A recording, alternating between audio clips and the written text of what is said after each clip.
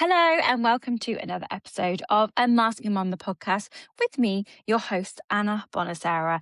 If you've never been here before, thank you so much for joining us. If you don't know what this podcast is, it's basically everything I wish I knew, everything I typed into Google, into AI, and tried to search for the answers. And now I'm able to give up to you, but from a personal perspective, which is something that AI can't do, right? Now, today is going to be a bit different because I am doing a talk on Saturday at Unmask. If anyone's coming, please do come out and say hi. I'm talking at, I want to say 2:15 in the TP stage, I think. But what I want to do is I want to do my speech because I have tried and I've rewritten and I am really doubting myself. But when I talk on the podcast on here, it comes out so naturally. When I'm talking on stage, it'll come out so naturally. So I want to remember all the things I'm going to talk about, but I want to listen back to my own podcast, which might make me cringe when I listen to this. But I think it's the best way for me to be able to get it to stay in my brain. So we're going to talk today about unmasking your confidence. So if you're coming on Saturday, spoiler alert, you're going to hear this then. So here we go. People are born with confidence. This is a lie. We're not born with confidence. People are born curious.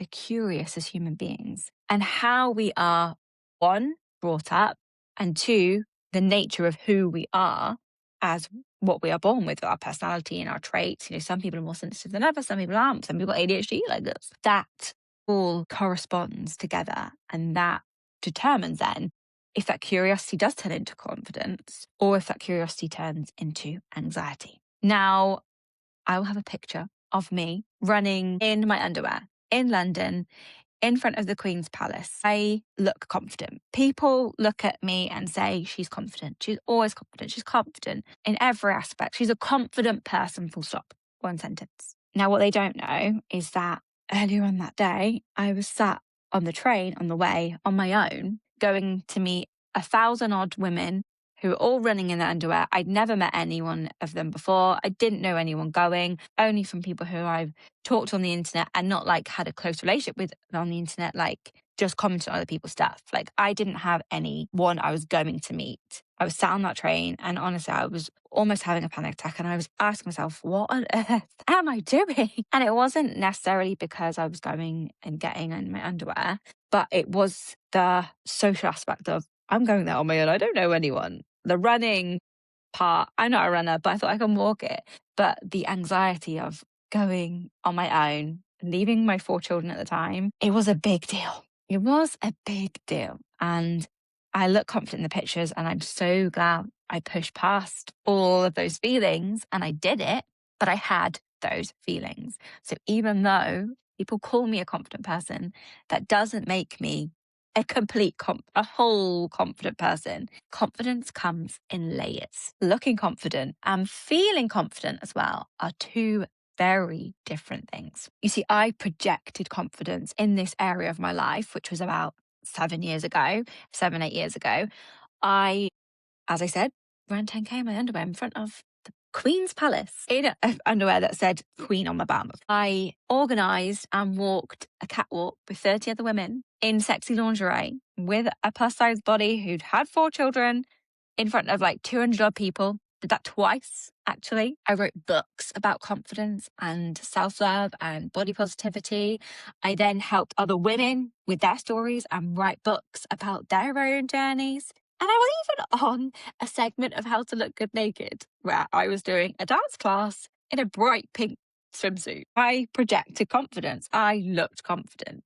And I was confident in some areas, but I wasn't confident as a whole. And shortly after that, life for everyone changed. Lockdown came. I suddenly lost my dad. I then became subject to some trolling online, and that completely knocked my confidence. The layers, you see, the different layers. The trolling wasn't about my body. I've had trolling about my body and I didn't care about that. The trolling came personal about my parenting. And it made me question myself. And it made me step away from social media for a while because of this trolling. Now, within those 7 years that have passed since I did all this stuff that projected this confidence, I have also discovered that I'm ADHD. Alongside my children's diagnosis and discoveries, I discovered my own neurodivergent and how that affects me. And that is really what has made the difference with my layers of confidence, of unmasking that confidence. Because yes, I was confident within my body, but what was going on inside my brain was a completely different thing, right? It almost wasn't matching up. It was almost like I was masking and I was showing, I was projecting this confidence, but I wasn't able to really show the process of what I was going through to get to that point. Now, I selfishly or selflessly, you decide, put myself first. I put on hold my children's discovery journey and trying to understand what I can do to help them because I wasn't coping with their meltdowns. I was struggling with my anxiety, with my mental health, and I was reacting to them. I was feeding off their energy. If their energy was up here, I was up here too. And through taking that step back from my children and putting everything into them and actually pouring into my own cup, as people say, I became a better parent. Not only did I become a better parent because I could now handle what they were going through, I now truly understood what my challenges were, what my triggers were, and how I could be more confident within how I approach my parenting. It kind of came full circle. And I was then able also to be a role model to my other children. I could show them that by unmasking who I am, by learning about the triggers, by learning about my challenges, but also highlighting my strengths and stepping into what I love and being confident and proud and to just be the most authentic, best version of myself, that then has encouraged my children to do the same. It's okay to stand out. It's okay to like things that other people don't. Like I've got a 13-year-old boy, who does not like to play football, who is creative and sensitive and kind and caring.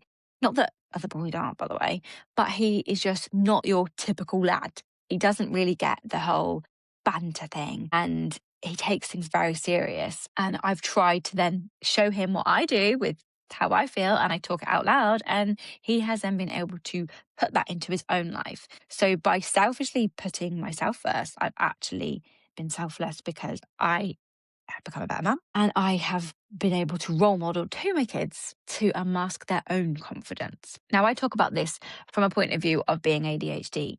But even if you don't have ADHD, there are so many layers that I bet you don't know about yourself, or there is other things that are holding you back from being your most confident self, from being your most authentic self. And that is something that I really focused on during finding through those layers of confidence is what was holding me back.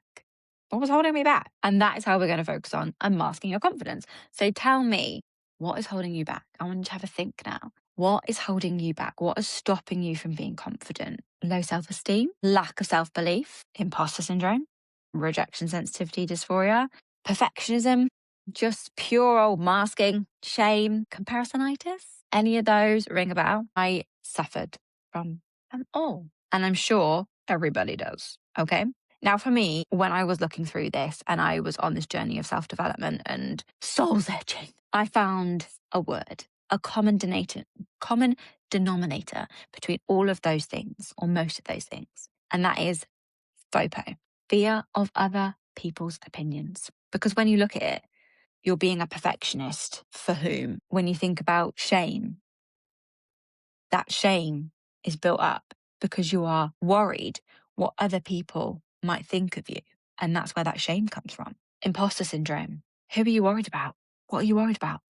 Are you comparing yourself to the amazing people out there who already do stuff in whatever you do? Are you thinking that you're not good enough because there are other people who do it better than you? Like when you're comparing yourself, compared to who? Who are you trying to be perfect for? All of these link to the fear of other people's opinions. A voice that pops up saying you're not good enough, that says stay small because people don't want to hear what you say. Don't stand out.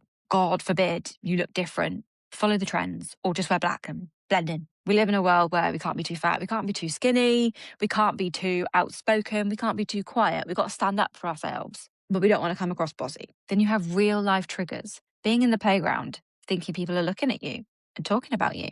Getting an email from work that's really short and you think, oh my God, they hate me. What have I done wrong? I'm going to get fired. Good old RSD. Or If you're trying to be a business and you want to be visible online, but you're too scared to show up because you're worried what Tracy down the road might say, who cares what Tracy? This is a story we actually choose to tell ourselves. We are the only person who goes in here, who goes in our brain. There is no one else inside your brain. Okay. And I heard this saying, which has stuck with me. And it is, men look at themselves through the eyes of themselves. Women look at themselves through the eyes of other people. And this is a person that we're making up, right? We are creating this person who is looking at us. And we look at ourselves and we think in the mirror, do we look good? Who's the we? Who's the other person? What does it matter? How do you feel? How do you feel about yourself? If you're wearing stuff to fit in and blend in with the crowd, why? Why are you trying to blend in? What else can you find that you actually love? Like really taking the time to understand, well, I really love that colour on me. If it doesn't suit you, if it's not part of your colour palette or whatever, but if you love it, wear it. Or you really like that style dress, but can't get your legs out because too worried about your legs. Why?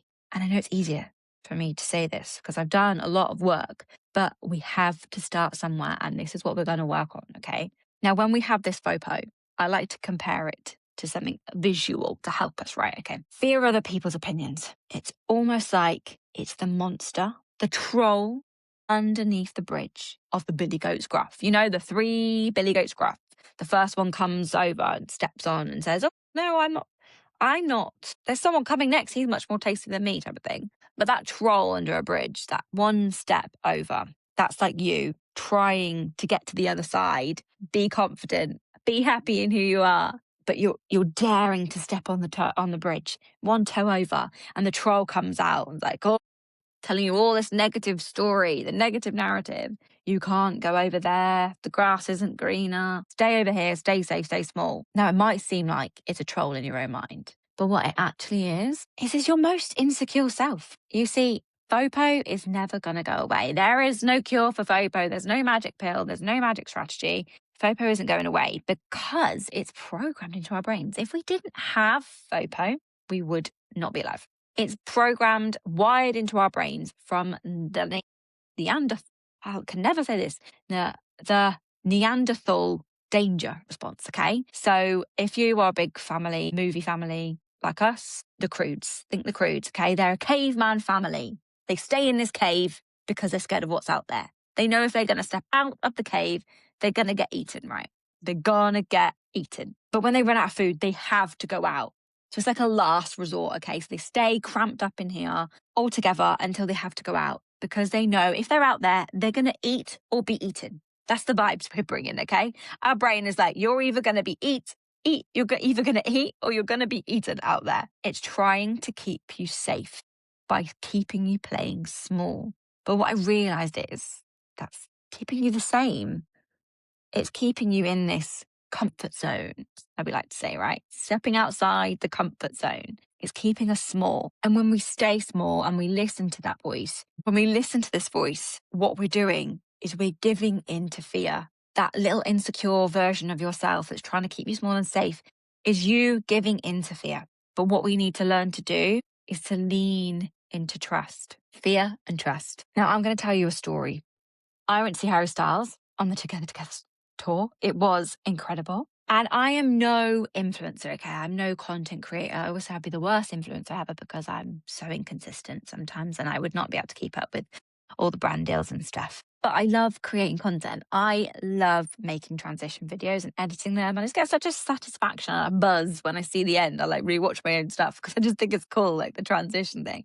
So I was so excited beforehand as I was getting ready. I almost forgot to film them. So I like tied half my hair back that I'd already started curling. And I recorded the beginning bit when I had like no makeup on at home. And I intended to finish them at home, but I ran out of time because I'd obviously not left myself enough time to get ready. And we were still in the train station. I was like, oh, we were going to take a picture of me and my family who went together. And then I did record one of the transitions, but I recorded 3, okay? Time went on. We were busy getting merch, getting dinner, having drinks. Then all of a sudden I was sat in the stadium, surrounded by 90,000 people. And I had 2 transitions that I hadn't recorded. Now, I was scared in that moment. I was super scared. I was wearing this dress, which isn't on trend with what the kind of theme for this tour was. It probably more of like the last tour theme, but this is what I love. I wanted to wear it. And I felt so self conscious, and that negative narrative started coming. Like the thought of getting up in front of the whole crowd that I was sat in and recording it in front of everyone was sending me on a spiral. I was spiraling down, okay? Cringe. I'm too old. I'm too fat. Who does she think she is? All buzzing round my brain, okay? Now I sat there for a minute and I realized I was also having another scared feeling. So I was having this scared feeling of getting up and doing it in front of everyone, and the FOPO was kicking in. But also, I was scared of disappointment. If I didn't do it, how would I feel the next day? How heavy would that feel the next day to miss out on making those memories just because I was worried about what people might think? Like, no one's even going to tell me what they think. It's just what I've made up in my brain. Okay. So I sat with it for a minute while Shania Twain was on. And I thought, I've got to do it. I've got to walk the walk, right? I talk the talk all the time. I've got to walk the walk. So I got my cousin to help me. I made myself a bit safer and I leaned into trust. Okay. I leaned into trust. I stepped a few steps back, like where the entrance is. So I wasn't necessarily like in front of the whole crowd. Just the people above me could see me. And got her to hold the phone. I did the transition in one take. I definitely could have done with two because my nervous face, you could see the nervous face, but it's fine. I did it.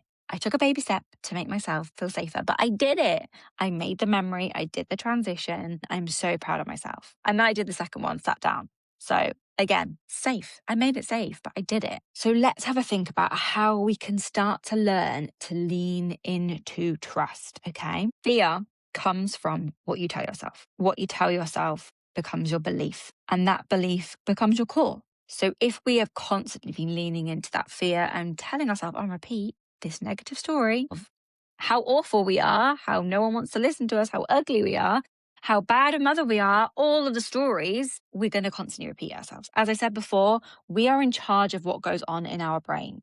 And we actually have the ability to change that wiring. Just because it's part of our wiring, the survival mode, doesn't mean we can't change it. But we have to work on it consistently every single day, okay? Now, I know that's hard, especially if you're ADHD like me, right? But we have to tell ourselves a new story.